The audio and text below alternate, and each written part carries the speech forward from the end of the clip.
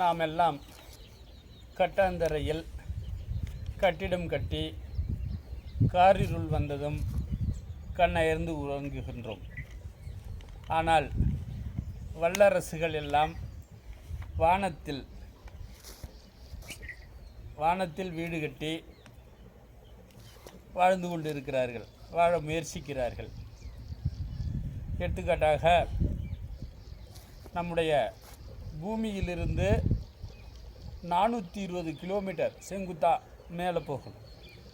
மேலே போய் அந்த உயரத்தில் space station ISS international space station சர்வதேச விண்வெளி ஆய்வு மையம் அமைத்திருக்கிறார்கள்.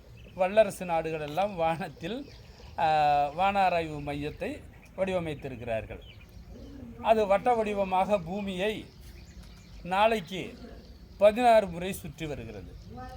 அதில்தான் இப்பொழுது சுனிதா வில்லியம்ஸ், பட்ஜ் வில்மோர், இந்த சுனிதா வில்லியம்ஸும் பட்ஜ் மோரும் இன்றைக்கி 19/3/2025 இன்றைக்கி காலையில் தான் ஃப்ளோரிடா கடற்கரையிலேருந்து அமெரிக்காவில் எலான் மஸ்கும் ட்ரம்ப்பும் முயற்சியில் 9 மாதமாக விண்வெளியில் போயிட்டு அவங்க 9 நாளில் திரும்பி வரவங்களாம். சுனிதா வில்லியம்ஸ் இங்கேருந்து போயிட்டு அழைச்சி வர்றதுக்கு சரியான வாகனம் இல்லாததுனால அது என்ன ஆகிடுது, 9 மாதமாக அவங்க தங்கியிருந்து இன்றைக்கி தான் 19/3/2025 அன்றைக்கி ஃப்ளோரிடாவில் கடற்கரையில் வந்து இறங்கியிருக்காங்க. அவங்கள ஒரு கப்பல் வச்சு படகு வச்சு பயணம் செய்து அவங்க பத்திரமா மீட்டுட்டு போயிருக்காங்க.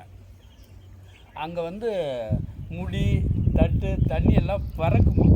ஏன்னா பூமியிலேருந்து 420 கிலோமீட்டர் உயரத்தில் புவியீர்ப்பு விசை குறைவாக இருக்குதாம். அதாவது கிராவிட்டி குறைவாக இருக்குது. கல்லை இங்கே கீழே போட்டால் கீழே விழு இல்லைங்களா, அங்கே பறக்குதான்.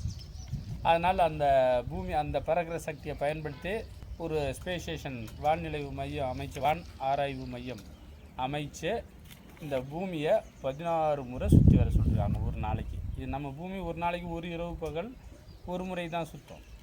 ஆனால் அந்த ஆராய்ச்சி மையம் 16 முறை இரவு 16 முறை சூரியன் உதயத்தை செய்யறதை பார்க்குமா.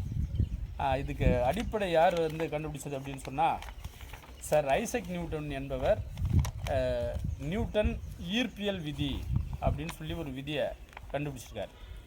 அதாவது F force equal to -G capital M small m by R² அப்படின்னு ஒரு சமன்பாடு கண்டுபிடிச்சிருக்காரு. அதாவது கேபிட்டல் எம்ங்கிறது பெரிய பொருள், ஸ்மால் எம்ங்கிறது சிறிய பொருள். அந்த ரெண்டு பொருளுக்கு இடையே உள்ள தூரம் R. அதில் ஒரு மாறிலி கண்டுபிடிச்சிருக்காரு -Gன்னு. 6.676 into 10⁻⁻11 metre square kg⁻⁻2 newton அப்படின்னு ஒரு மாறிலி அவர் சோதனை செய்து கண்டுபிடிச்சிருக்காரு.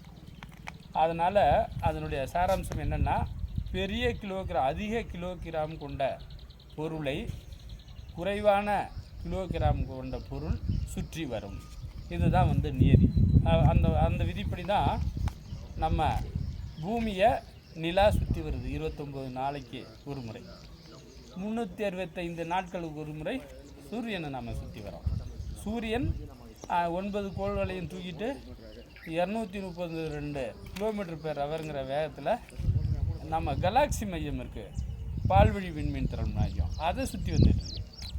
ஆக அந்த மேலே இருக்கிற அந்த ISS அந்த வானாராய்வு மையத்தினுடைய பரிமாணம் என்ன அப்படின்னு சொன்னால், அதில் இருக்கிற சோலார் பேனல் 109 மீட்டர் நீளம். நம்ம 109 ஒரு மீட்டர் துணியை பார்த்துருக்கோம், அதுபோல் 109 ரங்கு வச்சா 109 மீட்டர் நீளம் சோலார் பேனல் வச்சுருக்காங்க. 51 மீட்டர் அகலத்தில் சோலார் பேனல் இருக்குது. அது ஒரு மணிக்கு 204 யூனிட் கரண்ட்டு தயாரித்து அந்த அந்த வீடு செயல்படுறதுக்கு, வீட்டில் உள்ள கருவிகள் செயல்படுறதுக்கு மின்சாரம் வழங்கிட்டுருக்கு. அதில் குறைந்தபட்சம் எப்போதும் 7 ஆராய்ச்சியாளர்கள் தங்கி ஆராய்ச்சி செய்துட்ருக்காங்க.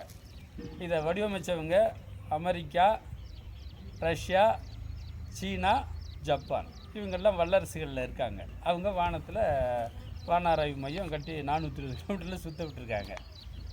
புரியுதுங்களா? நம்ம நாட்டிலையும் முயற்சி நடந்துகிட்ருக்கு. அதில் முதல் கட்ட முயற்சியில் வெற்றிஞ்சிருக்கோம் அப்படின்னு நம் நாட்டு இஸ்ரோ தலைவர் நாராயணன் அவர்கள் அறிவித்திருக்கிறார். அதாவது டாக்கிங், அதாவது ஒரு வீடுனா நம்ம பெருசாக உடனே செய்துடுறோம், சின்ன சின்ன செங்கல்லாம் சேர்க்குறோம் இல்லைங்களா, அதுபோல் அங்கே 36 முறை பூமியிலேருந்து 420 கிலோமீட்டருக்கு சின்ன சின்ன ராக்கெட்டாக அனுப்பிச்சு அதில் ஆராய்ச்சியாளர்களை என்ஜினியரை அனுப்பிச்சு பெருசாக சின்ன சின்ன பொருளாக சேர்த்து இப்போ கிட்டத்தட்ட ஒரு 200-300 மீட்டர் நீளத்தில் ஒரு வீடு மாதிரி சுற்றி வரப்பட்டிருக்காங்க. அதில் எப்போதும் 7 ஆராய்ச்சியாளர்கள் இருந்து ஆராய்ச்சி பண்ணுறாங்க. அதில் தான் என்று கூறிக்கொள்ள விரும்புகிறேன். நம்ம நாட்டில் இப்போ தான் ஒரு சின்ன பொருளை 2 பொருளை கிட்டத்தட்ட போய் ஒன்று சேர்க்கறதுல டாக்கிங் DOCKING அதில் வெற்றி அடைஞ்சிருக்கோம். நாமும் வானத்தில் ஸ்பேஸ் ஸ்டேஷன் அமைக்கணும், வான்வீடு அமைக்கணும் ஆராய்ச்சிக்கு அப்படின்னு சொல்லி இந்த இஸ்ரோ தலைவர் திருவாளர் நாராயணன் அவர்கள் ஒரு 10 நாளைக்கு முன்னே ஒரு மாதத்துக்கு முன்னே ஒரு பேட்டியில் கூறியிருந்தார். அதனால் நாமும் வல்லரசாக வானிலத்தில் அந்த வான்மையம் அமைப்பு முயற்சியில் வெற்றி பெறுவோம் என கூறிக்கொண்டு என்னுடைய உரையை முடிக்கிறேன். இது வந்து மாடி